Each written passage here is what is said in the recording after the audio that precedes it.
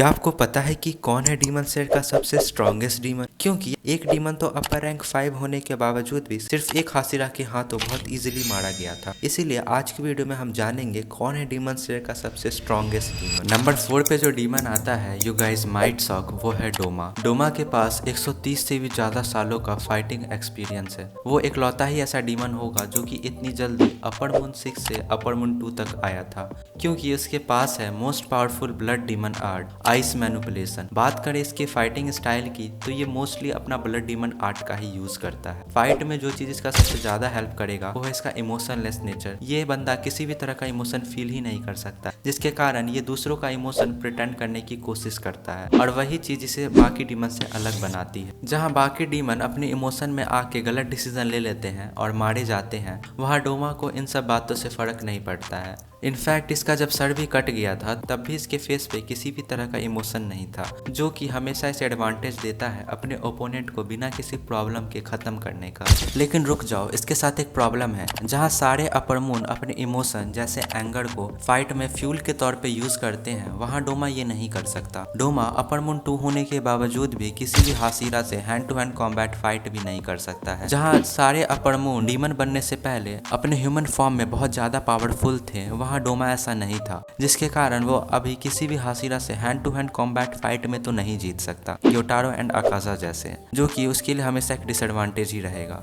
वो यहाँ तक सिर्फ इसीलिए पहुंचा है क्योंकि उसने कंज्यूम किया है बहुत सारी फीमेल को, एंड उसके पास है most powerful blood demon art, ice manipulation, इसीलिए उसकी रैंक हो नंबर 4। नंबर 3 पे जो डीमन आता है वो है ग्योटारो। लिटरली ये बहुत ज्यादा पावरफुल है। इवन मुजान ने भी ये बात खुद बोली थी कि अगर ग्योटारो की बहन डाकियोस की कमजोरी नहीं होती तो ये बंदा इजीली अपर रैंक 3 तक आ सकता था, और ये बात बिल्कुल सच है। ग्योटारो जब इंसान भी था तो वो बहुत अच्छा फाइटिंग करता था, और जब वो डीमन बना तो उसका पावर तो नेक्स्ट लेवल हो ही गई थी। अगर बात करें ग्योटारो की पावर्स की तो ग्योटारो के पास है 100 सालों से भी ज्यादा का फाइटिंग एक्सपीरियंस, और अगर किसी भी हासिरा को उससे फाइट करना है तो उसे उसके अटैक से भी बचना होगा, क्योंकि आपके बॉडी में चला जाएगा डेडली पॉइजन, जो कि उसका बहुत खतरनाक ब्लड डीमन आर्ट है। और बहुत कम हासिरा ही ऐसे हैं जो कि इस पॉइजन को अपने बॉडी में फ्लो करने से रोक सकते हैं, और ग्योटारो के पास किसी भी हासिरा के लेवल की इमेंस स्पीड है, और कॉम्बैट फाइटिंग स्टाइल को तो आपने एनीमे में देख ही लिया होगा। और जबकि ऐसा उसने अपनी छोटी बहन को प्रोटेक्ट करने के साथ किया था, तो आप खुद ही अंदाजा लगा लो कि अगर डाकी उसकी कमजोरी नहीं होती तो ग्योटारो इजिली अपर रैंक 3 हो सकता था। तो इसीलिए हम देंगे ग्योटारो को अपर मून 3।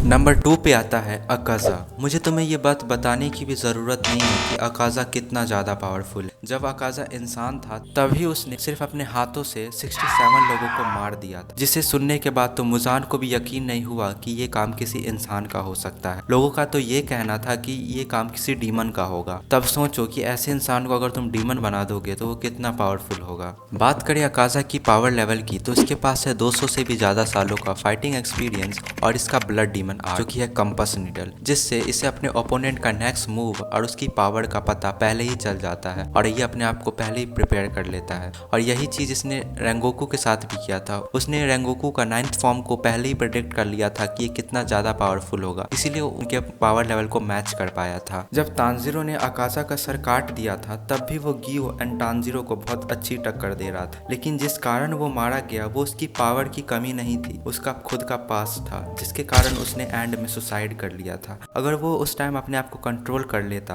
तो तानजीरो एंड गियो उसको नहीं मार पाते। एक और बात जो तुम्हें भूलनी नहीं चाहिए कि अकाजा किसी भी फीमेल पे अटैक एंड उसे कंज्यूम नहीं करता है, जबकि डोमा ने अकाजा को कितनी बार समझाया था कि फीमेल किसी भी मेल के कंपेयर में बहुत ज्यादा न्यूट्रिशियस होती है। जरा सोचो, अकाजा फीमेल को अगर कंज्यूम करने लगता तो आज उसकी पावर नेक्स्ट लेवल होती। इसीलिए अकाजा डिजर्व करता है अपर मून 2।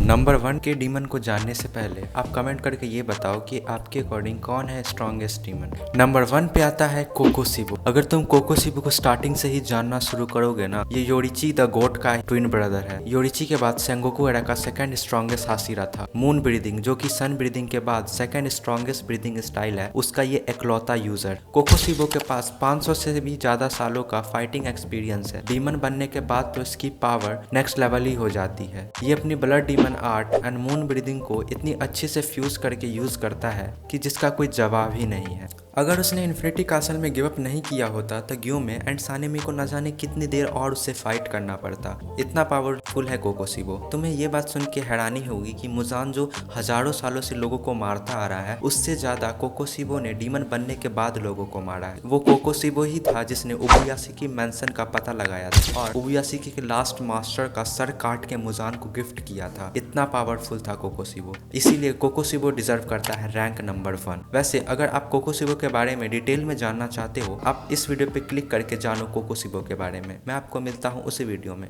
बाय।